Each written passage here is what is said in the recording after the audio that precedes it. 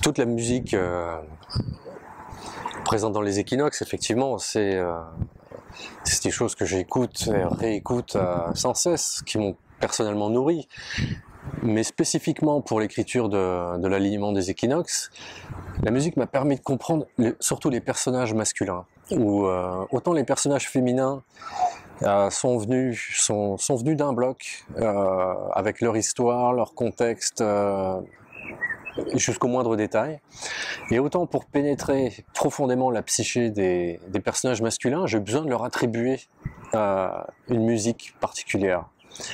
Et si on prend l'exemple de Wolf en premier, spontanément, sans réfléchir, c'était la chanson des Stooges, Search and Destroy, qui représentait son âme, entre guillemets.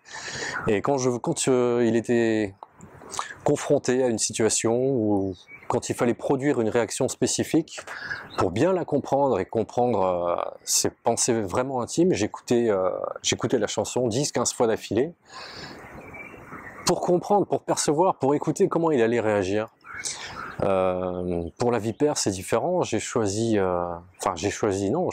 rien en fait. On écoute et on écoute et on essaie de comprendre surtout. C'est Kraftwerk, Comet and Melody 1 et 2. Cette espèce de logique mathématique pure, désincarnée, quasiment inhumaine, qui est une quintessence poétique en soi. Ça, je l'attribue à la vipère, et souvent, j'écoute pas de musique en écrivant, mais avant d'écrire, pour me replonger dans l'atmosphère, une atmosphère bien précise, oui, j'en écoute beaucoup. Et pareil pour Diane, qui, dans le roman, construit son propre univers peu à peu. Pour moi, c'était évident que c'était la musique de Coil qui l'accompagnait le mieux. Et c'était cette musique qui me permettait de la suivre au plus près dans la construction de son univers.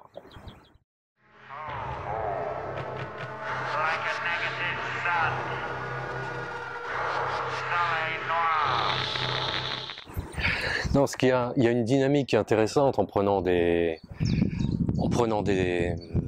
flics comme héros, en prenant la base de enquête policière pure comme base. C'est un moteur romanesque excellent, parce qu'un flic n'est pas censé comprendre les motivations de la personne qu'il recherche. Et juste expliquer quand, pourquoi, comment, faire un rapport, transmettre au parquet, point final. Ils sont pas censés comprendre le pourquoi du comment. Ces gens, malgré eux, au-delà de leur devoir, perçoivent qu'il y a une dimension totalement inédite, inconnue et singulière dans ce qu'ils recherchent. Et donc, quelque part, ils vont outrepasser leur mission de flic parce qu'ils se sentent interpellés humainement vers ce qu'ils constatent, vers cet univers. Ils sont humainement happés. Progressivement, ils vont être confrontés à leurs propres limites.